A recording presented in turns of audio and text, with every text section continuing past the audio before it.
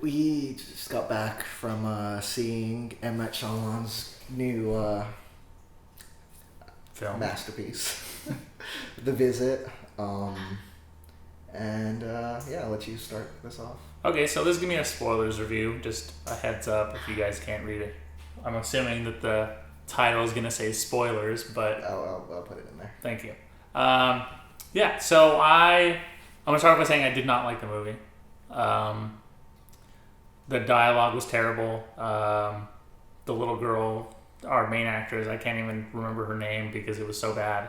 Her dialogue was terrible. She was using a bunch of cliche words and like trying to.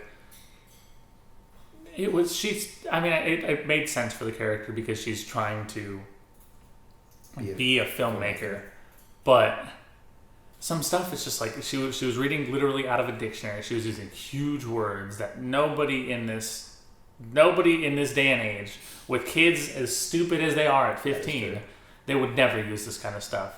The acting from her was terrible. There were some points where, like, the grandma asked her to get into a freaking oven, and it's like, I don't care who you are, grandma. Number one, they have never met this grandma before in their life.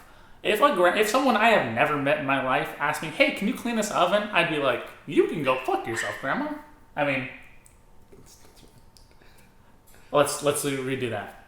No, if someone you could curse in this. Oh, really? Okay, good. Yeah. I didn't know if we were cursing or not, but we could just bleep it out. I would never let my grandma tell me to clean the inside of an oven if I've never met her. It's not, no, never. The twist of the grandmas being psych patients, the grandparents being psych patients, I saw from the very beginning, ever since they got that cheap quality cardboard sign that would only be made by crazy people. They could have been poor, but No, they live in Pennsylvania, right? That was Pennsylvania? I don't remember. They have a farm, a huge acres of land, a gigantic house. I'm pretty sure they can afford simple arts and crafts. But they could afford simple arts and crafts. I saw it. I had a suspicion there.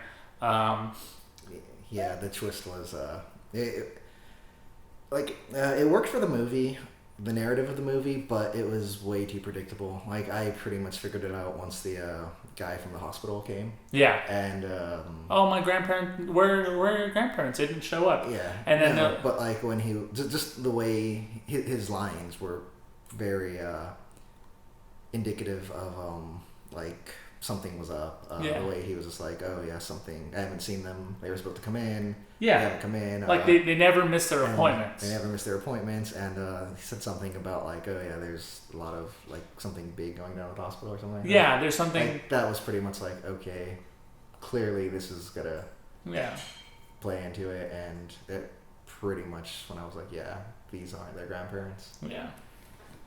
I mean, and then let's see, later on in the movie, well, from the very first interview that they had, and the grandma starts beating her head, she, like, how can you not tell that no normal grandma who, Yeah, they tried to play it off like she was just really upset because maybe we should go into like plot a bit some context. So these two kids, they are going to visit their grandparents. And the grandparents, they're estranged from the mother. Like, something happened. What was it, like 15 years? Yeah, she ran off with an older guy, and like it's implied like there was some big like occurrence that happened between the grandparents. A big falling out. I guess pretty much. Say. And so since then, like, they had no communication between the mom and the grandparents, like, in those 15 years until all of a sudden the grandparents, they said they reached out over the internet or something? Yeah. And asked for the kids to visit. And they go to visit their grandparents. And that's pretty much it's pretty much the entire plot. Yeah. And shit goes wrong. Yeah. That it starts, the grandparents are acting obviously weird. From like, number one, really quick, from the second they get picked up, they don't talk at all during the car ride. Number one, how does a psych patient have access to or know how to like drive a car very well. I imagine just like later on he's telling his story, and he said the grandparent they call like Pop in this he had this story of he worked at a factory and he saw something, so he has like schizophrenia or some schizophrenia. Yeah. And so I mean he had a life, like he wasn't born crazy. That's true. So I'm sure he knew how to drive a car if he worked at a factory. So that's not too out there. Yeah. And then what did the grandma have? Like they said it dementia. It's like nighttime dementia. Yeah, like she goes crazy once the sun goes down, pretty much. And I mean, which is like most of what we saw in the trailers. Yeah. Is her just like crawling around the house, and that's pretty. She gets like butt naked a few times, and it's really weird. But I mean, she was a pretty creepy. At night, she was a more believable mental patient. But yeah. So anyways, I already mentioned it, but so the twist is these aren't their grandparents. They end up being some mental patients that I'm assuming the grandparents like counseled, because the real grandparents, they were counselors at or volunteer counselors at some mental hospital like in the town, and yeah, so that was the big twist. Like I said, I thought it worked for the narrative. I liked that it wasn't supernatural, like, oh, the grandma's getting possessed, like the trailers kind of made it seem at times. Yeah. And then I mean that happened, and you probably haven't seen it, but the Taking of Deborah Logan. Yeah, I did. I did see it. Like I felt like it would have been way too much like that if it turned out like the grandma was possessed. Yeah. But yeah, I mean, it did work for the movie. It worked for the narrative they had going on, but it's just, if you're gonna tease something, you don't announce it at the very beginning of your movie. Yeah, it was, like over. I wouldn't even call it foreshadowing. It's just like it was. Here's the twist. Exactly. It's compared to all his other twists, in other movies. It's just, this was definitely the most obvious twist. Not subtle at all. No, there was no subtlety in this movie at all whatsoever. It's just, everything was just out in the open. It was difficult. Difficult to sit through. Difficult to sit through. Very difficult. There were only a few things that I really enjoyed. Two specific moments. I watched the trailer yesterday, and they were playing a game. Like, it was game night, and they started playing Yahtzee. And that particular scene is towards the end of the movie, and it's the climax essentially of, it's the Friday night, the last night there, and they're playing Yahtzee because, let's be a family, and the kids by this time have found out that they're not their grandparents, but the grandparents pop, and now I don't know that yet. So they're starting to play Yahtzee and stuff like that, and then stuff goes downhill right at the. I don't know how Grandma knew that it was 9:30, but she just started going loony exactly at 9:30. Like a biological clock rather than things. Yeah, I mean, at a certain time. It probably would have been smarter if they had the clock chiming like doom or something, and then like but that was just kind of ridiculous. Mm-hmm. And there was a point where one thing I didn't like, the little girl couldn't see her reflection in the mirror because she was ashamed of herself, or they were just trying to add depth to her character, and it didn't work because it's like, I can't look at myself in the mirror because my dad left me and like he abandoned me and stuff like that. I liked what they were trying to do with that, but I just think it should have happened earlier in the film. Because at this point, that happened when the last half of the movie, the last act of the movie, and you don't really they built up more of that stuff earlier on. I think you would have cared more for the characters. Yeah. As is, you really didn't care. I personally didn't care. I did care more for the main girl character than the brother. The brother was just annoying the entire time. Yeah, he raps half the movie, and it's just... It doesn't... The rapping doesn't work. I did like that joke she made about him when he ethnically confused. Oh, yeah. That was actually kind of funny. That was... I actually kind of chuckled at that part, but that was probably the only chuckle. Well, besides laughing at the horrible dialogue and everything else. Yeah, the brother was just... He didn't work as a character for me. I did like him at one point, though. When the Pop starts attacking his sister, and he tackles him to save her. Yeah, I love that. Kind of snaps back into. Yeah. They do. That is another thing.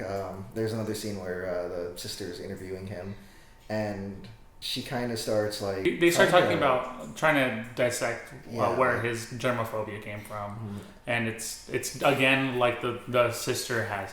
I don't buy that they both had issues because of the dad leaving that severe, where he developed germophobia and she couldn't look in a mirror. Like, it's a little bit too much. Like, when she's interviewing him, he kind of like tells a story playing football back in, like, what was it, the Pee Wee Leagues or something? Yeah, something really small. Like, he was 8. It was like the last game or some big game.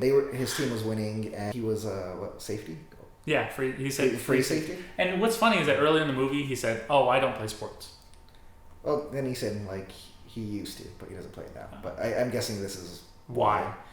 So yeah, it was a free safety, and all they needed to do to win the game was like stop this last play, and he just let like the running back go past him, and he just like froze or whatever. And so like at the end when he saves the sister from Pop. He kind of like snaps back to that moment, and he's like starts yelling about like tackle the runner or something. Yeah, he's like square up your hips or follow their hips or something like that. And he that was probably one of the better acted moments. So that kind of connection, like I don't know, that worked for me, I guess. I mean, I got it, I understood it. I thought it was it. If he had just actually no, I did like it. Yeah, it was one of those things where like it actually, like when he was talking about the football thing, like it was kind of like. Why? No. But then it kind of came back, the whole Chekhov's gun. See, because that one was played off a little bit earlier in the movie than her mirror thing. Yeah, the mirror thing. I mean, that kind of it came up and it explained it, or like they explained it and all, but it didn't really work for me. Though I will say it was a nice little touch at the end. The ending, but. What would we call that? The post credits scene? Yeah. Like the credits scene? Well, pretty much the brother raps again. Yeah. And it's not a good rap. It's not. It's terrible. It's funny. I mean, there's some pop culture things in there that are like somewhat. I don't know if you noticed, like the sister, she was like staring at herself in the mirror, so like she got over it. Yeah. But it was just. Yeah. It was bad. It was so bad. But so. This movie, I really didn't like the plot much. I didn't think it was written very well.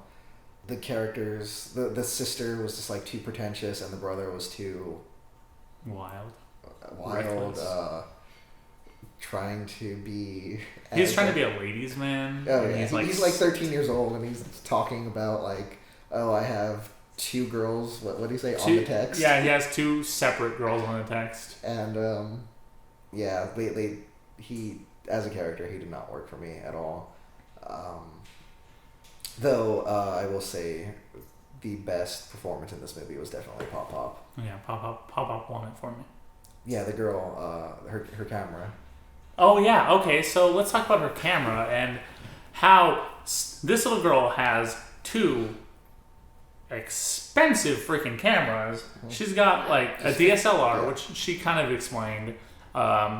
She's got a DSLR a cheap DSLR that has great quality apparently and some pretty awesome lenses.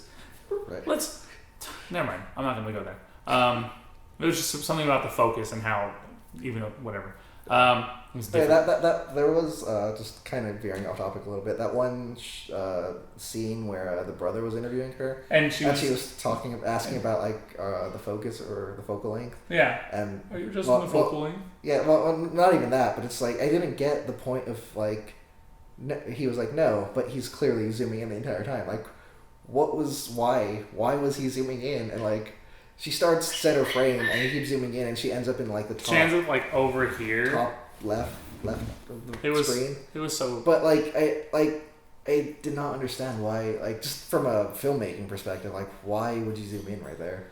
Maybe because they're just trying to show that he's a kid and he doesn't care about the camera. But I thought that was supposed to be, that was a scene where they're really trying to humanize her and, like, make you connect with her. And then they just downplay it by like, zooming in and cutting off half of her face. Yeah, I did not understand that, what the point of that was. I don't get it. But anyways, yeah, her camera is indestructible too. It's super great quality for a 15-year-old girl to have. Like, I get she's trying to be a documentary filmmaker and all that, but her mom at one point in the movie mentioned she's a sales associate at Walmart. I don't think she has that kind of expendable income to be spending on... A single mom trying to raise like, 2 kids. I'm a filmmaker, and I don't even have a camera that nice. A quality camera like that with 4K and stuff, like... That can break a doorknob without affecting any of the camera quality. Like, a camera like that costs, like, what? 10? At least 10, maybe? Very, very expensive. It's got, like, a little lights on top. Oh, yeah. But also, the film had great sound for the camera having no microphone. That's very true. It's just some stuff... And then at points, she's editing her footage on, what was it, iMovie? She had iMovie on what... It was just like a random... No, it was the one with the Vios. Sony Vios, and she had iMovie. And I think it was iMovie. It was iMovie. I know for a fact that it was iMovie. I only use like Avid and Premiere, so... I know for a fact that it was iMovie because I have looked at it, and it had it was iMovie on a freaking Vio, and it was... Yeah. Maybe she boot camped and torrented somehow. Who knows? If you're gonna torrent something, why not torrent Avid? If you're a filmmaker like she is, she's gonna torrent. She should torrent Avid, or she should at least torrent Final Cut. Or Premiere. Still, Avid, Premiere, Final Cut. Those are 3 things you should be using definitely. on a Vio. Yeah. Yeah. If you and not only that, but iMovie is just amateur if she's trying to talk like she wants to be big time filmmaker with a 4K camera and a DSLR. Mm-hmm. But what are you gonna do? What are you gonna do? Can't really talk about the trailers because we got there kind of late and we only saw the ending of the Crimson Peak trailer, which looks amazing. Yeah, that'll be a review down the line when it comes out. What, the 17th? Yes. Yeah. Wait, is it? Yeah, I think it's I don't know. Soon. Hopefully that one we can give a positive review. I'm looking forward to that one. And then as we were walking to the theater, we heard the trailer for the new Paranormal Activity. I'm looking forward to it just because I've seen all the other paranormal. I mean, they're not movies I enjoy, but it's kind of like, well, I've seen everything up to this point. Out of obligation, I'm gonna go see this one. I couldn't watch the first one. I got 20 minutes in. So he may or may not be there for that. I won't be there for that.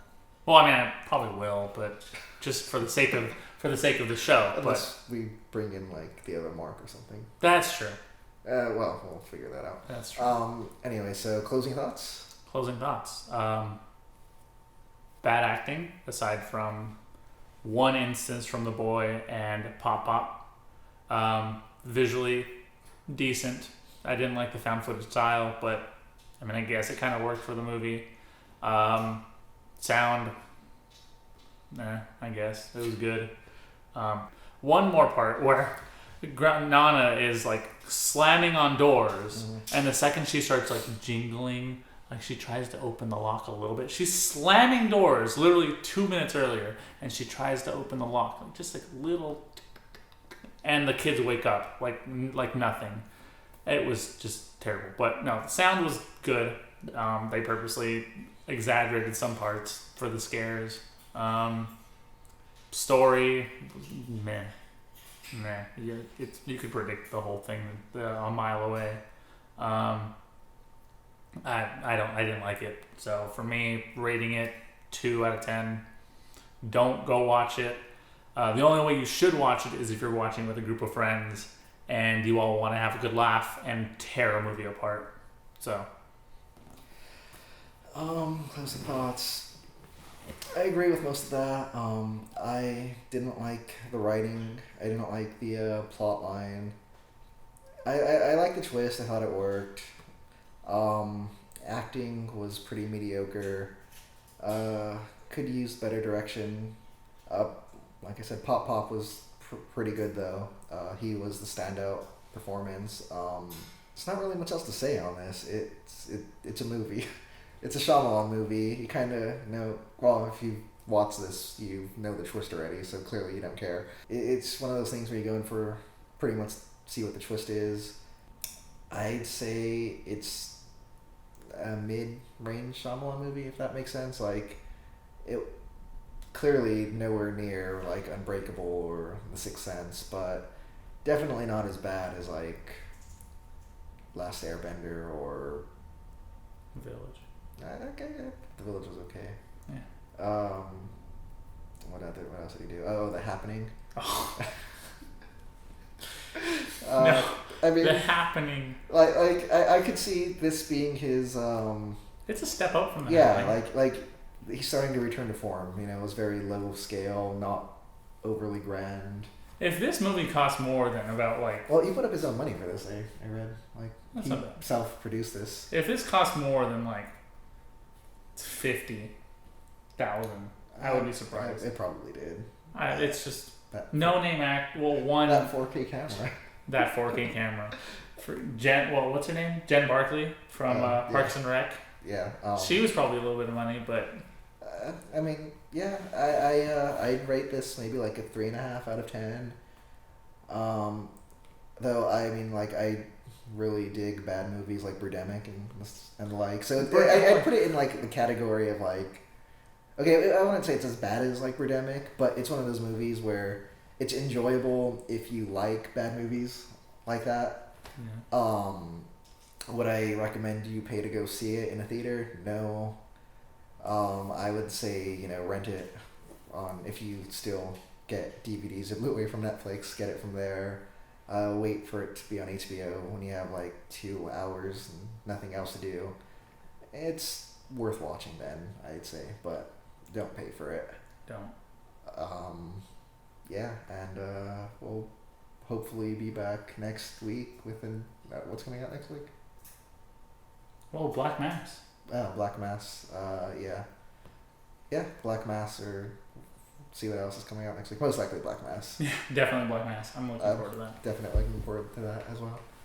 Yeah, see ya.